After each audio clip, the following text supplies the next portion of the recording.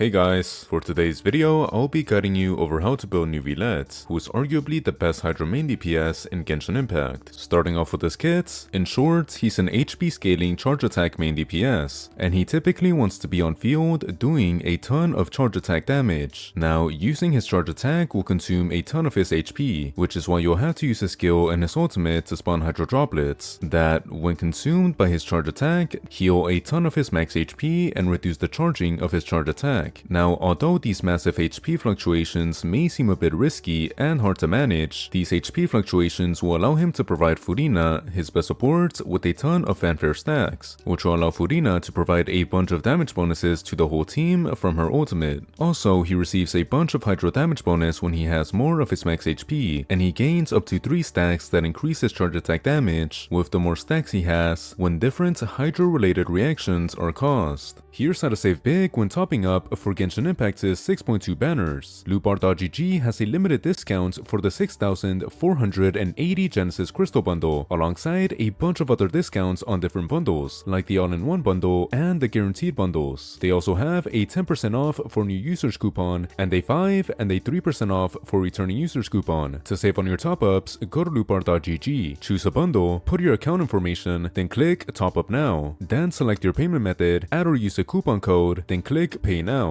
In a couple of minutes, your discounted bundle should arrive. Now, lootbar.gg is trusted by creators like Genshin Impact and Gopa Certified, and that has a 4.9 rating on Trustpilot alongside a bunch of 5-star reviews. Also, join the Lootbar Christmas Draw event for a chance to get a 100% off coupon and other grand rewards. You can get a guaranteed win for the first draw, and the first purchase during the event grants 2 times Lootbar points. So if you want to save when topping up, go to lootbar.gg by clicking the link in the pinned comment or description. For his skill priorities, you should level up his charge attack first, then his character level, then his ultimate, then his skill. This is because the vast majority of his damage comes from his charge attack, but his character level increases his HP and provides a ton of crit damage, and his ultimate still does a decent burst of damage, while his skill does little damage but is used repeatedly. For his stats, he's gonna want to meet his ER requirements first, then he's gonna want to build as much HP as possible while keeping a 1:2 crit rate to crit damage ratio. For his ER, he'll typically want 160% ER, but he'll want around 30% less ER if he's being ran with Furina, and he'll want around 10% less ER when he's being ran with 2 Electros, and when he's being ran with Fischl. He'll also want 10% less ER if he has a signature, and 20% less if he's using the prototype Amber. For his artifacts, the Marishuse Hunter set will be his best because it provides 15% charge attack damage, and 36% crit rate, which he can easily get because his HP fluctuates consistently. For an alternative, the Heart of Deaths would be decent because it provides 15% Hydro damage bonus and 30% charge attack damage. For his main stats, he's gonna want HP percentage for his sands, Hydro damage or HP percentage for his goblets, and crit or HP percentage for his circlet. For his substats, prioritize meeting his ER requirements, then crit, then HP percentage, then flat HP. For his weapons, his signature will be his best, but the Sacrificial Jade and other crit and HP percentage providing weapons, like Molani's signature or Risley's signature, will all be top tier weapons. The Drinking Horn and the Prototype Amber would both be good because they provide HP percentage and or ER. Also, other HP percentage weapons like the Jadefall Splendor and the Everlasting Moonglow would both be good, with Yamiko's weapon being around the same level. For his teams, he'll be a viable driver / main DPS in a variety of teams such as in Hyper Carry, Reverse Vape, Electro Charge, Over Vape, Freeze, Bloom, and Hyper Bloom / Burgeon teams. For his Hyper Carry teams, he'll need Furina, then 2 flex slots. He'll need Furina because Furina's ultimate wanting allies' HP to drastically fluctuate is perfect, since Neuvillette's HP is constantly fluctuating drastically, and because she's a Hydro character, she allows Neuvillette and herself to get a max HP boost from the Hydro Resonance buff. For his flex slots, Rash Shredders like Cylonen, Zhongli, or Durin would be his best damage amplifiers, since attack and EM providers like Bennett or Sucrose won't be too good in a Hyper Carry team for an HP scaler. You can also use shielders like Zhongli, Inafa, or Baishu, or just interruption resistance providing characters like Jinzhou, so that Neuvillette doesn't get interrupted during his charge attack. For reverse vape teams, he's gonna want an off-field pyro DPS and 2 flex slots. For his off-field pyro DPS, Mavuika, Durin, and Changling would all be powerful, but you're gonna want a Naito character like a Yansan or Cylonen for one of your flex slots if you're using Mavuika, and you're gonna want a Hexarite character like Sucrose, or Facial if you're gonna use Durin. For your flex slots, again, you can use a Naito or Hexarray character, but you can also use any Red Shredder or Shielder that I've mentioned. For Electrocharged teams, he's gonna want an off-field Electro Applicator and 2 flex slots. For your Electro off-fielder, you're gonna want Neuvillette, since she's the best Electro sub DPS in the game, because she can do powerful lunar charge damage. Not only that, but she can also provide a shield that can prevent Neuvillette's charge attack from being interrupted. Still, you can use any other Electro Applicator, like Auroron or Fischl, who will be even better if you're using Durin as your Red Shredder. For your flex slot, again, you can use any Red Shredder or Shielder that I've mentioned. For Overvape teams, he's gonna want an off-field Electro Applicator, an off-field Pyro DPS, and a flex slot. For your Electro off-fielder, you can use any of the Electro Applicators I've mentioned. Same goes for your off-field Pyro sub DPS and for your flex slots. For Freeze teams, he's gonna want Escoffier and 2 Hydro or Cryo flex slots. For your Hydro flex slots, obviously Furina will be the best because of her synergy with Neuvillette and because Escoffier heals a ton, which will provide even more fanfare stacks for Furina's ultimate. But you can also use Yelan, since she also does powerful Hydro sub DPS and provides damage bonuses. For your Cryo flex slots, you can use Hilali, since she can use the Cinder City set, provide a shield, and she can decrease Hydro resistances. But you can also use Shenhe, since she provides charge attack damage bonuses. Also, you can use Skirk, a Cryo DPS instead of a Cryo support, since she can do powerful nuke damage. For Bloom teams, he's gonna want 2 Dendro flex slots and a Dendro/Hydro flex slot, with one of these characters using the Deep Wood memory set. For your Dendro flex slot, Lauma will be the best since she can provide a ton of Bloom damage bonuses and she allows Blooms to crit. You can also use Nahida or Baishu, since they can both apply a good amount of Dendro, although Nahida definitely applies way more, and Nahida can provide EM and do a ton of sub DPS, while Baishu can sustain. For your Hydro flex slot, you can use any of the Hydro applicators I've already mentioned, but keep in mind that Furina and Yelan's damage bonuses won't increase your damage significantly, so the best Hydro applicator, Jinchuo, will typically be your best pick, especially because he can also provide interruption resistance for Neuvillette. For Hyper Bloom/Virgin teams, he's gonna want a Dendro applicator, a Pyro/Electro applicator, and a flex slot, with one of these characters having the Deep Wood memory set. For your Dendro applicator, you can use any of the Dendro applicators I've already mentioned, same with your Pyro applicators, but you can also use pretty much any other Pyro applicator that can consistently apply Pyro while off-field, as long as you build them with a ton of EM, like Toma, Deya, or even Xinyan. For your Electro applicator, same thing. They'll be good as long as they can consistently apply Electro off-field and they're built with a ton of EM, but typically Raiden or Kuki will be the best because Raiden's Electro application is insanely good both on and off-field, and Kuki's off-field application is really good, and she can act as a sustainer. Also, Inefa could be a really good pick, but only if Lauma isn't on the team, since Inefa's presence will remove a lot of Lauma's Hyper Bloom/Virgin buffs. For his Constellations, his C1 improves his team building, since it makes it so that he doesn't need a shielder, and it makes it so that he doesn't need a character of a different element to trigger another Hydro-related reaction for his charge attack damage passive, which is actually really good because this allows him to run Furina, his best support, without having to sacrifice the majority of his passive's charge attack damage bonus. This Constellation will increase his DPS by around 23%. His C2 makes it so that he can get up to 42% crit damage from the same passive that increases his charge attack damage, which isn't too significant. This Constellation will increase his DPS by around 14%. His C3 simply increases his charge attack damage, which is significant because it'll increase his DPS by around 25%. His C4 creates a Hydro Droplet when Neuvillette gets healed with a cooldown of 4 seconds, which will only increase his DPS by around 15%. His C6 increases the duration of his charge attack tremendously, and then increases its damage as well, which will increase his DPS by around 62%. For my investment recommendations, I recommend getting his R1, then his C1, then his C2, aka C1 R1 over C2 R0. This is because his R1 is simply much better than his C2, considering his R1 gives him 88% crit damage while his C2 only gives him 42% crit damage at most. Now, should you summon on Neuvillette? Well, although he is the most versatile Hydro main DPS, he's actually a pretty bad main DPS, even in his best teams. This is because, typically, supports like Inefa, Escoffier, Lauma, Durin, or even Columbina hold much more value in his best teams, either because without them, his damage is embarrassingly bad, or because they're actually doing far more damage off-field than he's doing on-field. Thus, although Neuvillette is really easy to build teams around, he isn't actually that necessary, and even if he is viable, I'd recommend summoning on powerful supports like the ones I mentioned instead. Anyways, that's all I got for today. If you've enjoyed this video, please please like and subscribe. If you wish to know more, you can click on the video to the right. With that being said, goodbye.